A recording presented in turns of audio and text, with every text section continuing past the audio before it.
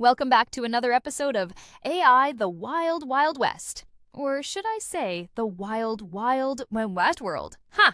Remember that show? Robots, cowboys, existential crises? Sounds like my Tuesday. Today we're diving into something so big, it makes the 80s hairbands look tame. We're talking about Microsoft's Phi-4, a new language model that's smaller, faster, and more accessible than a pair of leg warmers at a flea market. Maxine, while I appreciate your enthusiasm, let's try to focus. Phi-4 is indeed a significant development, especially for small businesses. It's a compact AI model that promises high performance without the need for massive computing power. But what exactly does that mean for the average entrepreneur? How can they leverage this technology? Leverage. Schmarriage. Don, you're missing the point. This is like giving everyone their own personal R2-D2.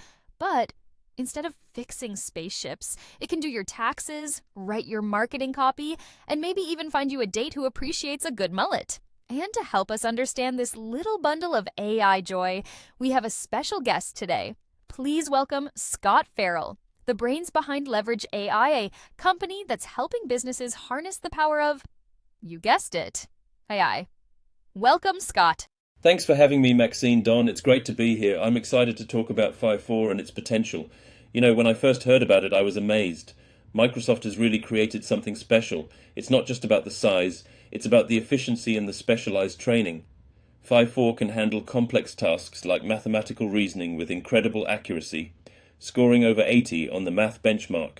For small businesses, this means they can automate processes, analyze data, and make better decisions without needing a supercomputer in their back office. I remember working with a small healthcare startup that used a similar model to streamline their patient intake process, saving them hours of manual work each week. That's fascinating, Scott. So, you're saying that Phi-4's strength lies in its specialized training and efficiency. But how does it compare to larger models like GPT-4? Is it a case of less is more, or are there trade-offs? And what about the ethical considerations? Microsoft released Phi-4 under the MIT license, which is quite permissive. Could this lead to misuse or unintended consequences? Oh, Don, always with the doom and gloom. It's like you think Phi-4 is going to turn into Skynet and start judging us on our fashion choices.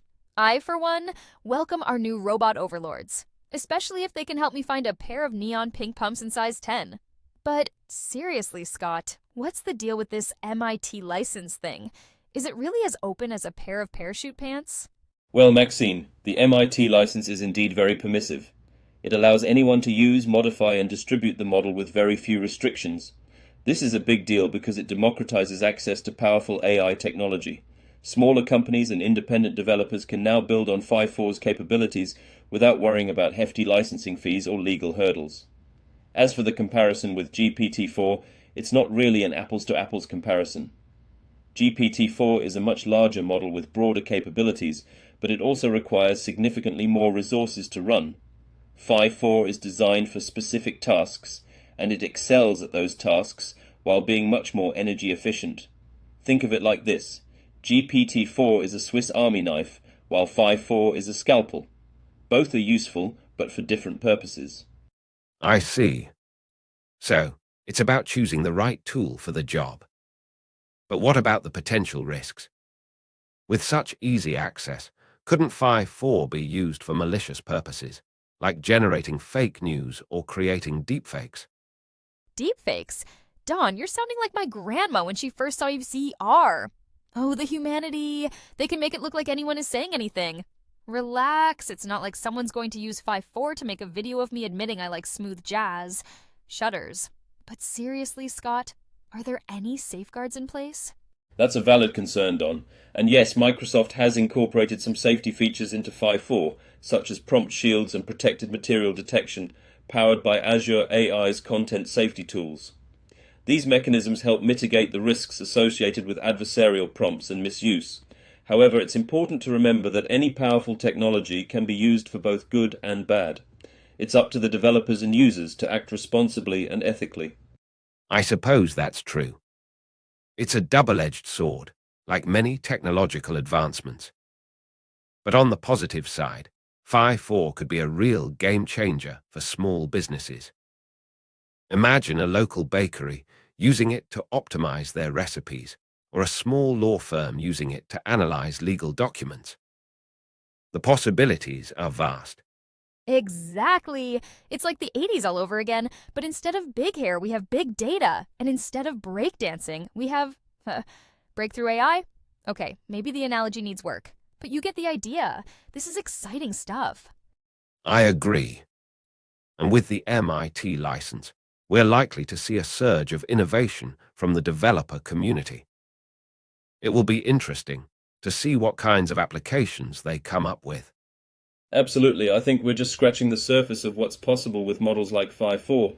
It's going to be a fascinating journey, and I'm excited to see how businesses of all sizes leverage this technology to grow and innovate. Well said, Scott. And on that note, we're out of time. Thanks for joining us today and sharing your insights. And to our listeners, don't forget to like, subscribe, and share this podcast with your friends, your family, your pets, even your robot vacuum cleaner if it's into this sort of thing. And remember, the future is here. It's AI powered and it's totally awesome. Catch you on the flip side.